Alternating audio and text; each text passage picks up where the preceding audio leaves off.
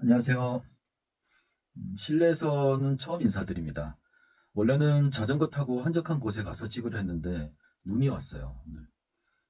겨울에 추위는 견디고 탈 수 있는데 오늘처럼 눈이나 비온 직후에는 길이 미끄러워서 타기가 겁나더라고요. 어, 저는 눈비 오는 날 그리고 그 직후에는 자전거를 타지 않습니다. 처음에는 날씨가 어떻든 간에 타려던 날은 꼭 타고 또 가려던 곳은 꼭 갔었는데 비 온 날 밤 산길 내리막에서 미끄러져 크게 다친 이후로는 겁이 나더라고요. 오늘은 첫 해외 라이딩으로 간 일본 북큐슈 일주 여행에서 다쳐서 한국에서도 안 타본 앰뷸런스를 일본에서 탄 경험을 말씀드리고 또 여러분께서도 주의하셔서 안전 라이딩 하시라고 영상을 만들어 봅니다. 결론부터 말씀드리면 첫째, 접이식 자전거가 아니라면 내 자전거 가지고 해외 나가는 것은 비추합니다. 그리고 둘째, 자전거 좀 탔다고 자만하면 크게 다친다입니다. 6년쯤 전이네요. 2018년 11월에 일본 북큐슈 일주를 계획했습니다. 국토 정주 2번 하고 국토 완주 그랜드슬램까지 해서 자전거 수첩에 더 이상 찍을 데가 없어서 이제 해외로 한번 가보자 하는 생각에 가까운 일본부터 계획했습니다. 휴가를 내고 350km 정도를 한 4박 5일간 도는 코스를 짰는데 실제 오가는 날 빼고 나면은 하루에 한 100km 정도 달리는 코스로 짰고요. 거리는 얼마 안 되지만 그 후쿠오카 그리고 기타 큐슈, 백부, 유후인 등 이제 주요 관광지를 돌면서 라이딩과 관광을 병행하는 코스로 짰습니다. 자전거를 갖고 가는 법부터 코스, 숙소 등을 이제 오랫동안 준비했습니다. 출발 당일 공항 근처 자전거 샵에서 자전거를 담아갈 박스를 구했고요. 세장거에서 나온 그 박스를 하나 얻어서 다시 그걸 들고 인천공항까지 갔는데 지금 보면 되게 생각해보면 되게 미련한 짓 했던 것 같아요. 여튼 인천공항 도착해가지고 페달 그리고 안장 모두 이제 분해해서 박싱 하는데 시간이 한참 걸렸고요. 또 후쿠오카 공항 도착해서도 반대로 이제 조립하는데 시간이 또 한참 걸리더라고요. 출발 그리고 분해 조립 등에 이제 첫날 하루가 다 갔고요. 저녁 늦게야 숙소에 도착했어요. 다음에 한뭐 일주일 내외로 해외 라이딩을 간다면은 저는 이제 미니벨로를 갖고 가거나 현지에서 빌리는 게 나을 것 같아요. 언젠가 그 미국 유럽 횡단도 하고는 싶은데 그 정도로 길게 갈 거라면은 제 MTB를 갖고 가겠지만요. 잠만 자고 갈 거라 그 캡슐 호텔에 예약했는데 후쿠오카에서는 꽤 괜찮더라고요. 지금은 이제 캡슐 호텔 유명하지만 당시에만 해도 잘 알려지지 않아서 한번 경험해 보려 예약했는데 가성비가 아주 훌륭한 숙소였습니다. 둘째 날 본격 라이딩이 이제 시작되었죠. 날씨도 적당하고 처음 하는 해외 라이딩이라 신기한 것도 많고 그 전에 일본을 몇 번 가보긴 했는데 자전거 타고 후쿠오카 시내를 이렇게 통과하는 것부터 구글 지도 따라서 이래저래 찾아가야 하는 것도 색다른 경험이었습니다. 대도시 시내의 자전거 인프라는 우리나라보다 훨씬 나았고 교외 시골길은 자전거 전용 도로가 별로 없었던 것 같습니다. 다만 그 타는 내내 차들이 자전거 우선으로 이렇게 배려했던 기억이 있습니다. 그래서 굳이 자전거 전용 도로가 필요 없는 것 같았습니다. 혼자서 사진도 찍고 가다가 배고프면 편의점이나 식당 찾아서 뭐 밥 먹고 국내 라이딩처럼 뭐 다 즐겼습니다. 화장실 가고 싶을 땐 편의점에서 간단히 뭐 사고 거기 화장실 이용했습니다. 일본은 편의점마다 화장실이 다 있더라고요. 사실상 라이딩 첫날 한 90km 정도 탔던 것 같아요. 기타 큐슈라는 지역에 숙소를 예약했는데 그 지역 관광 명소랑 맛집도 미리 이제 알아두고 갔거든요. 체크인하고 씻은 다음에 시장에 가서 뭐 오뎅이랑 라면도 먹고 또 고쿠라성이었나 거기 관광도 하고 보람찬 하루 보내고 돌아서 잤습니다. 돌이켜보면 그날이 가장 좋았던 날 같아요. 다음 날은 아침부터 비가 내리고 결국은 종일 왔어요. 자전거 우비랑 모자 같은 거 다 들고 가긴 했는데 라이딩 속도가 느려지더라고요. 몸이 둔하니까 그랬던 것 같고요. 그래도 가는 길에 관광지도 들리고 뭐 경치 좋은 곳에서 뭐 사진도 찍고 맛집도 즐기고 혼자서 잘 탔어요. 100km 코스였는데 일본 그 국도로 자전거 타면은 그 속도 내기가 좀 힘들었어요. 신호를 모두 기다려야 되거든요. 그 숙소는 이제 백부를 예약해 뒀는데 속도가 더뎌지니까 이제 해질녘이 다가와도 이 거리를 한참 남게 되더라고요. 껌껌해진 일본 산수는 또 국내랑은 또 다르더라고요. 칠흑같이 어둡고 다니는 차조차 없으니까 이 백두 산속이 되게 으스스했습니다. 비까지 내리니까 마음은 더 급해지고 그러다가 이제 내리막길에서 페달을 밟고 속도를 내다가 쫙 미끄러졌죠.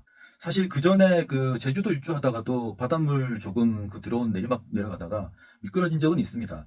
근데 그때는 똑같이 넘어졌어도 그 팔이 먼저 닿아서 뭐 팔, 어깨, 허벅지에 이제 타박상 조금만 있고 며칠 치료하고 나을 수 있었는데 일본에서는 이게 이제 머리부터 떨어졌어요.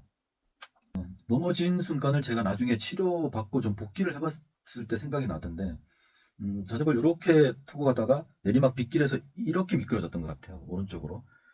미끄러지면서 떨어졌는데, 이 헬멧부터 떨어졌어요. 헬멧이 이제 박살이 났으니까요. 헬멧부터 떨어지고, 이렇게 얼굴을 이렇게 갈았던 것 같아요. 뭐, 그 뒤에 이제 팔로 좀 충격을 흡수했는데, 그럼에도 불구하고, 여기부터 떨어지니까, 좀 흉측하지만 요 사진 보시면 그 당시 어떤 상황인지 알 수 있을 것 같습니다. 여튼 그 순간에 약간 그렇게 이제 주마등처럼 좀 떠오르더라고요.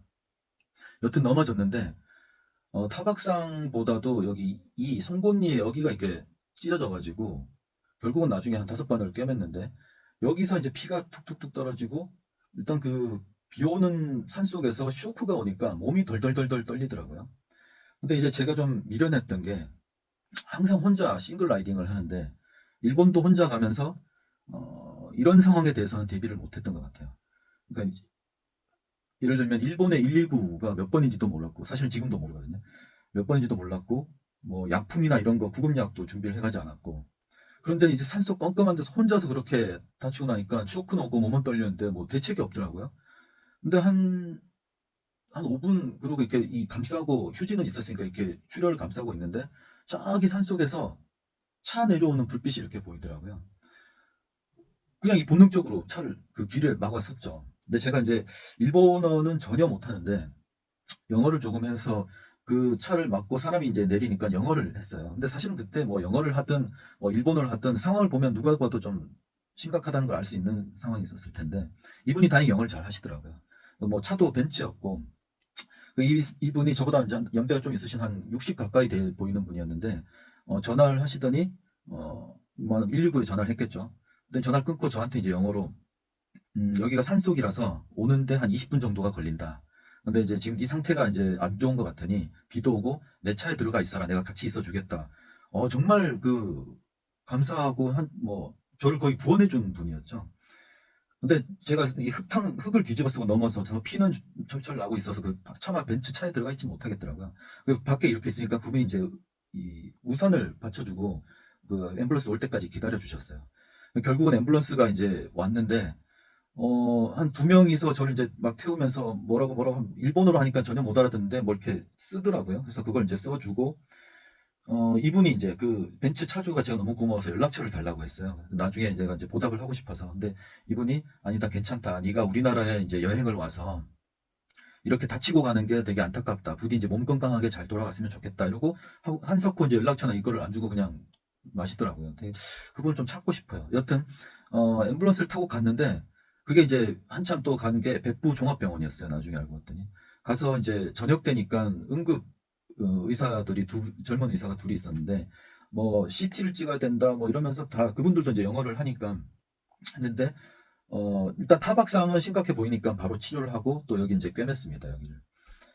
그리고 이런 쪽에 가른 데를 이제 붕대 붙이고 약 바르고 하고 근데 여기 쪽에 좀 여기 팔에 넘어지면서 이 땅을 디딘 게 있어서 욱신거렸는데 이건 제가 엑스레이를 찍어보고 싶었어요. 찍어봤더니 별 이상은 없다고 했고 그래서 어떤 엑스레이 찍고 타박상 치료하고 해서 한 2만 엔 정도 나왔던 것 같아요. 다행히 여행자 보험 들어나서 돌아와서 전액 보험금으로 처리하긴 했는데 그게 문제가 아니죠. 되게 그 준비 없이 그리고 혼자 가면서 그것도 밤에 남의 나라에서 잘 모르는 처음 가는 곳에서 그리고 비 오는데 내리막에서 속도를 내면서 이 나쁜 거는 다 했던 거죠 그때 사실은. 어, 그 뒤에를 말씀드리면은 몇 개 궁금한 게 있으실 거예요. 저는 이제 앰뷸런스를 타고 갔잖아요. 어, 병원에서 치료가 다 끝나고 근데 고통은 상당하지만 어쨌든 뭔가 이제 해야 되니까 병원에서 택시를 잡아주더라고요. 근데 제가 원래別府에 예약해 놓은 그 호텔 숙소가 있었기 때문에 택시 타고 그쪽을 가긴 했는데 그리고 체크인하고 이제 방으로 들어왔죠. 그때 들어오자마자 제 방에 그 전화가 오더라고요. 프론트가 연결해줬는데 경찰이에요. 경찰인데 제가 이제 그 응급차 탔을 때, 구급차 탔을 때 일본어 전혀 못하고 영어로만 하는 게 어떻게 전달이 됐는지 영어를 하는 그 경찰이 전화를 했더라고요. 네가 지금 이 호텔에 체크인 된 걸 우리는 캐치했다. 아마 뭐 여권 그 등록하고 외국인 그런 시스템이 돼 있나 보죠. 그 다음에 이제 웃겼는데 너의 자전거를 그 백부 산속에서 우리가 가져와서 보관하고 있다. 그러니까 좀 있으면 우리의 경찰들이 네 자전거를 가지고 그 호텔로 갈 것이다. 너는 전화를 하면은 그 자전거를 수령하러 내려와라. 이러길래 다치고 나서 뭐 이제 자전거 보기도 싫은 거예요. 그 순간에는. 그래서 전화로 됐다. 그 자전거는 난 안 가져도 된다. 나는 지금 이제 내일 당장 한국으로 돌아가야 될 것 같아서 자전거를 수령하지 않겠다. 했더니 그럴 수 없다. 외국인의 자산을 우리가 보관하고 있을 수 없다. 너에게 일단 전달해 줄 테니 처분을 해도 네가 알아서 해라. 참 단호하더라고요. 그래서 일단 내려가서 갖고 왔길래 그 경찰차 그 봉고 같은 경찰차 있잖아요. 화물차. 거기다가 제 자전거를 싣고 왔더라고요. 참 제가 못할 짓 한 거죠. 그 백부 산속에서 그걸 버려졌던 거를 그 사람들이 그때 응급차만 왔으니까요. 경찰들이 가서 수거를 해가지고 다시 호텔에 갖다 줬는데 참 미안하기도 하고 고맙기도 하고 여튼 제가 몸이 아프니까 어떻게 할 수가 없었는데 결국은 그 자전거 받아서 이걸 다시 분해해가지고 박스를 구하고 후쿠오카 공항을 가서 다시 이걸 한국에 와서 이걸 다시 조립하고 풀고 조립하고 이거를 지금 상태에서 할 수 있을 것 같지가 않더라고요. 그래서 제 자전거가 자이언트 롬2였는데 당시 한 5, 60만 원 주고 사서 몇 년 탄 거라서 아쉽지만 미련을 버리고 제가 호텔에 주고 왔어요. 그랬더니 호텔 그 프런트 직원들이 잘 타겠다고 받더라고요. 어, 그러니까 4박 5일 잡았던 게 사실은 2박 3일 만에 끝나서 4일째 돌아왔죠, 제가. 원래 북큐슈를 이렇게 다 돌려고 했던 거였는데, 한 요 반 정도 돌고 그냥 바로, 후쿠오카 공항으로 다시 버스를 타고 돌아왔습니다. 뭐, 한국에 돌아오니까 가족이랑 뭐, 회사에서는 난리가 났죠. 이렇게 뭐, 외국으로 자전거 타러 간다고 자랑 실컷 해놨는데, 아주 막 얼굴이 난장판이 돼서 왔으니까.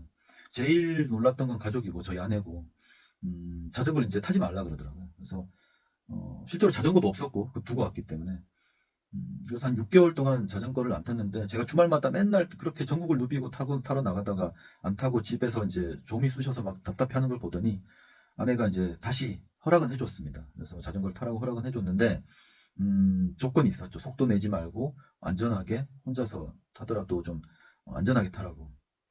근데 뭐 굳이 아내가 얘기 안 했더라도 한번 그렇게 크게 다치고 경험하고 나면은 그렇게 되더라고요. 그래서 저는 평소 20을 잘 안 넘기고요.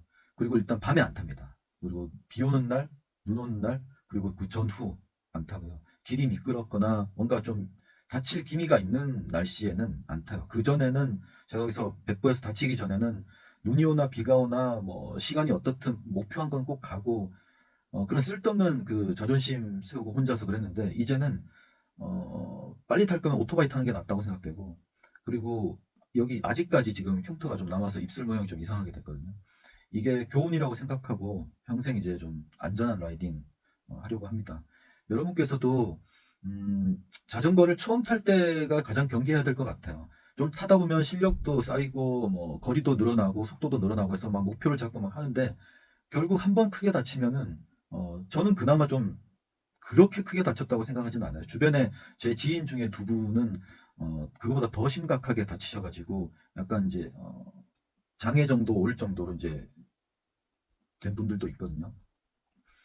그래서 그게 그 당시에 차라리 그렇게 좀 다쳤던 게 평생 안전한 라이딩 하기에는 좋은 기회, 오히려 좋은 기회였다고 생각이 됩니다.